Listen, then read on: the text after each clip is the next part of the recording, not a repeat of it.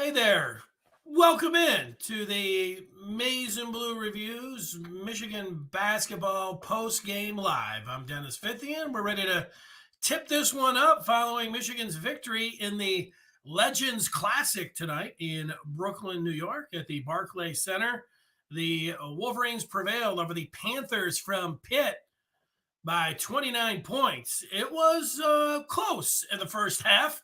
In fact, Pitt for the first 8 minutes, kept it close. And then Michigan pulled away a little bit. They were up by 6 at the break, but then they just started putting it on them in the second half and ended up cruising to the 29-point victory. Now, if you're out there and you want to get involved and you're watching this live, if you're listening to this after the fact or watching it after the fact, you should know that after every Michigan football and basketball game, we're live here on the Maize and Blue Review, and we're taking your comments. And half the time we're on Spaces on Twitter, certainly after football games. Big basketball games, we're there as well. So you can call in, you can share your thoughts on the game. So go ahead if you want to do that.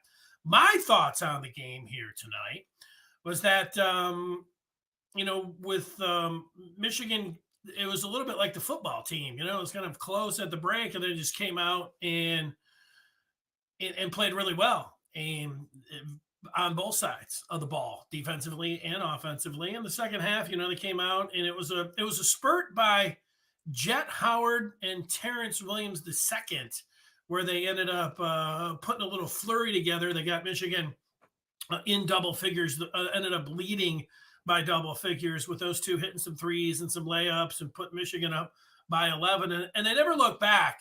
And then after that, it was everyone else getting involved. In Kobe Buffkin played his best game in the Maize and Blue. I know he's just a sophomore. He hit that big shot last year against Ohio State, but he's going to be counted on a lot. I mean, look, he's a starter. He's the two guard for this team.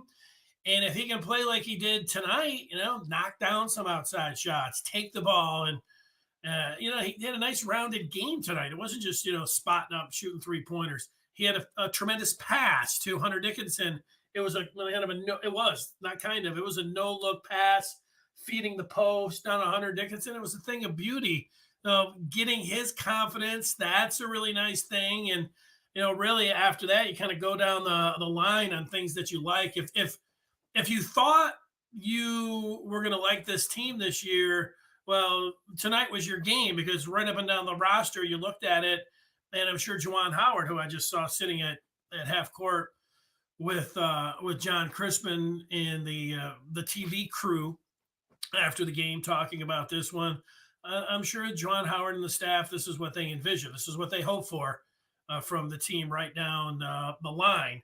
And that goes for Joey Buckets, the transfer from Duke, who was dialing it in from downtown and really knocking down the threes. That went for Doug McDaniel, the freshman point guard, who looked like he was a little bit in over his head against Eastern Michigan last week. And to be honest, in the first couple minutes, he looked that way again, but you could see him finding his confidence and finding his game, and a steal and a layup, a pass, and he plays with a flair. He's got a great handle. I mean, he's not the biggest guy, so automatically when you're like super fast, you're kind of like going to be that fan favorite, and he's going to be that. But you saw what you hope that he can be all year long, and that's being a factor off the bench and being somebody that can use that quickness defensively. Can find his shot because he is so fast and get himself open. And then, he looks like he can be a really good passer. So, that was good. Right up and down the list, like I said, getting in there for Michigan here. As I was watching the game, I was looking at Jet Howard, and I thought, who does Jet Howard? I was thinking about, who does he compare to? Well, he's the one and only Jet Howard, Juwan's son, his youngest son. But who else, whether it's the NBA or college, do you think his game reminds you of? And so I had to put on my thinking cap. And I was thinking, I'm not 100% sure. Nothing was, clicking right off the bat. And then, he's listed at 6'8". I think what he would like this comparison. I think Juwan Howard liked this comparison. I think if you're a Michigan basketball fan, this is at the. I'm not saying that he's Jason Tatum from the Boston Celtics, but that's the kind of game that he has. It's a game where he can step out and shoot a 3-pointer, very comfortable doing that. He's not a set shooter. He can take you off the dribble. He can use a little bit of a step back there. He can rise and fire on you, kind of like Tatum. He can put it on the floor and then take it to the hole. And you saw that in the first half tonight. He kept the teams are going to start pushing him to the left, but he was putting his head down and just working on the right side of the floor. And he had a variety of moves. He had a finger roll. He kissed one off the glass. He had another runner off the glass. He put on a little bit of a spurt there where you're watching him drive the ball, and it wasn't all from downtown. And then the second half, you start looking at that three, and the three looks really good, coming off his hand. So that's the ultimate, comparison where you'd say, hey, Jett Howard, that's really, I'm sure he would like that. If I told him his game reminded me a little bit of Tatum from the Celtics. Another guy who played for the Pistons for a year or so before he moved on, Jeremy Grant. Yeah, a little bit of that, kind of the same build, same height. And Grant was another one who, a little bit longer than the 6'7", 6'8" that he was, and looked like he could score from anywhere out on the floor. So those are my comps, what at least I thought about as I was watching Jett Howard tonight. Jason Tatum and Jeremy Grant, both guys in the NBA. And those are flattering comparisons for Jett. But heck, he's a nice player. He's fun to watch. And when Michigan is going, you want, that the guy that is going to be their top guy and is going to lead them if they're going to do something and whatever their best version of themselves is going to be, it's going to be with Hunter Dickinson down in the post and going to work and fouling other guys out, going to the free throw line. And then it's going to be Hunter Dickinson attracting a crowd and kicking it out, and then Michigan knocking down shots from the perimeter. And I would put number 2 on that list behind Hunter Dickinson. If I was ranking him, I would say Jett Howard. You want those two guys to be the primary scorers. I think that's what it's going to be. And then you start saying, all right, well, who's going to be number 3 for the Wolverines? Is it going to be Kobe Buffkin, who had a really nice game tonight, his best game? I'll say it one more time. I think it's going to be, again, for the best version of Michigan, it'll be Terrence Williams, TW2. If he could be the third guy for Michigan, Hunter, Jett, TW2, those 3 as their best players, as their top 3 scorers, that's going to be good for Michigan. And then you've got Buffkin and Jalen Llewellyn in the backcourt. I know a lot of people are, I see it on Twitter, and I know, they're just 3 games in. A little bit too early to be saying like Llewellyn's struggling in the Big Ten, or like, come on, man, you got to give it a couple more games before you start. And you see some flashes from him, and it is a big adjustment when you transfer up from Princeton to Michigan, and you're dealing with a 7-footer, and you're going to run the team, and you're going to do all that defensively. So I'm going to not just cut him some slack. I'm going to give him, everybody should give him a little bit more than 3 games. How about 5 games before we start saying that, whether you think he's a disappointment or whether you think that he's going to be a nice addition for this team or not. A lot on your shoulders when you're a point guard and you're running a team like Llewellyn. So, the starting 5, a lot of good things to like tonight. All right, let's look at some of the feedback. There's some people that are in here watching this live. We like that.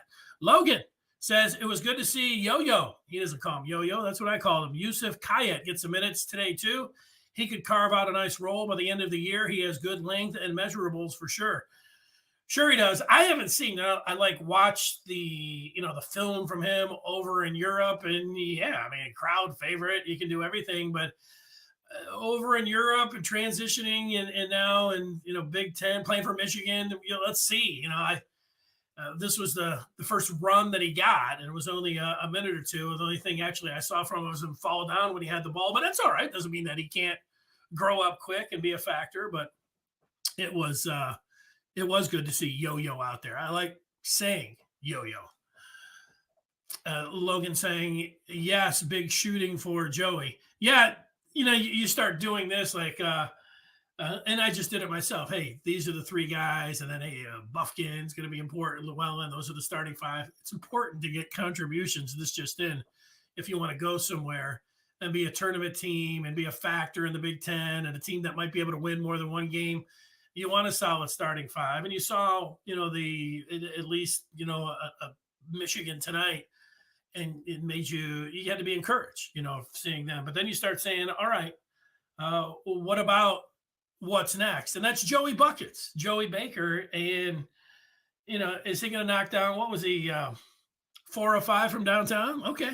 If you tell me that, you're not going to shoot 80%, but if you can tell me that Joey Buckets is going to come in and knock down 4 threes, I'm going to tell you that Michigan, if Joey Baker is knocking down 3-4 threes a game, I'm going to tell you that Michigan's going to be in a good spot in the upper tier of the Big Ten, and they'll be a real nice factor and in the Big Ten, and they'll be in the top 25.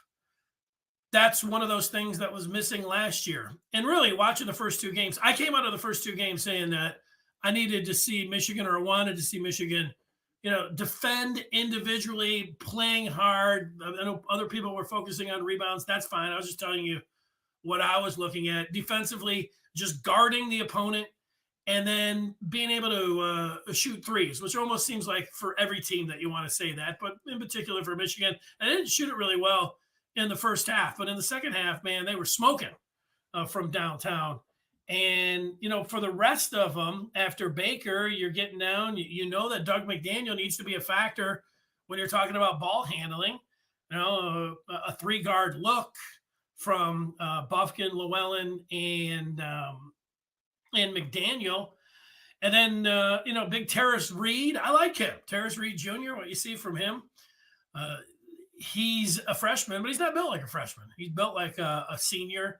I wouldn't be surprised to see him getting more minutes. And myself, he didn't get many minutes tonight. Jace Howard. I think Jace should get more time. I don't know why Juwan doesn't play Jace more, but, it's early and I'm not complaining. It's just me saying that, we all want to see this guy a little bit more. I want to see this kind of rotation play this way. For me, that's one of the things that I've seen through these first 3 games. Let's see a little bit more from Jace, but overall, very nice for Michigan. Okay, a couple more. We'll just run through these. LS saying it'll be interesting to see if we get the matchup against Frankie Collins and his new squad. Yeah, either way it goes, Michigan gets the winner of Arizona State, VCU, Virginia Commonwealth University. And Virginia Commonwealth is favored by, I think, 4 in that game. But if you remember from last year's team, you have Frankie Collins, who's leading the Sun Devils in almost every category, certainly scoring and assists. He's rebounding in minutes. I mean, Frankie has gone to Hollywood. Frankie has gone to Tempe, and he's running the show for the Sun Devils. But on the other side, for the Rams of VCU, they have a transfer from Michigan named Brandon Johns Jr. So either way it goes tomorrow night at 7 o'clock, you're going to see Brandon Johns Jr. or Frankie Collins. And that'll be at least something to take in when you see a guy that, and in Johns Jr.'s case, a guy that played for more than a few years, for Michigan, not just the one that Frankie did. Andres is impressed. Logan says he still believes Llewellyn has a solid chance to take over that number 3 role. He has the confidence. He's still a great player. Even Devontae Jones and Mike Smith had their struggles when they first got to U of M. Well, certainly DJ did. Devontae Jones, it did take him too long of a time to get acclimated to Big Ten play. And I thought Mike Smith would kind of hit the ground running for Michigan, but it's for sure when you talked about Jones. Andres says he likes the aggressiveness on the dribble drive from the perimeter defenders tonight. It's hard to tell because we don't know how good Pitt is, but this team looks really good. Yeah, I don't think Pitt's very good. They got blown out at home by West Virginia, and they got maybe one or two guys, like big guys. You look at them and say, all right, they're all right. But other than that, they couldn't shoot and they didn't have a lot going for them. So I don't think Pitt is a very good team. But, what you do when you're not playing a very good team, if you're a team like Michigan, you blow them out. And that's what Michigan did tonight. They won by 29 points. We'll do this again tomorrow. Wolverines were led by Jet Howard, who had 17. Michigan put 3 out of their 5 starters in double figures, led by Jet Howard, 17. Kobe Buffkin, his best game of the Maize and Blue, 14 points for Buffkin. Also had 4 assists. Did the southpaw Buffkin, the 2 guard for Michigan. Dickinson had 11, and they rested him a lot in the second half. And when you're playing in a back-to-back, even as a college player and thinking about, the game tomorrow, that was good that they could limit Dickinson's minutes. Llewellyn had 8 points, 3 boards, 2 assists for Michigan. TW2, 7 points to round out the starters. Off the bench, Joey Baker with 14. And then Doug McDaniel had, how about 8 points, 8 assists for Doug McDaniel. It's McDaniel, not McDonald's. That's from Coming to America. For those, I wanted to say that when I was watching the game. Terrace Reed Jr. had 4, and Jace and Isaiah Barnes got a little burn. Those guys both had 3, and Will Cheddar, getting his first bucket as a Wolverine. And Yo-Yo played, but did not score. So that's it. Michigan moves to 3-0, 91-60 the final. They'll play the winner of Arizona State and VCU, whichever way it goes. They'll get a former Wolverine that they'll go against.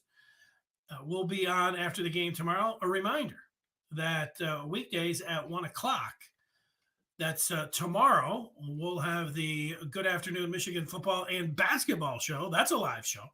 Every weekday at 1 o'clock, we'll be talking Michigan football and Michigan basketball. Until then, everybody have a great night. Thanks for watching, listening, and we'll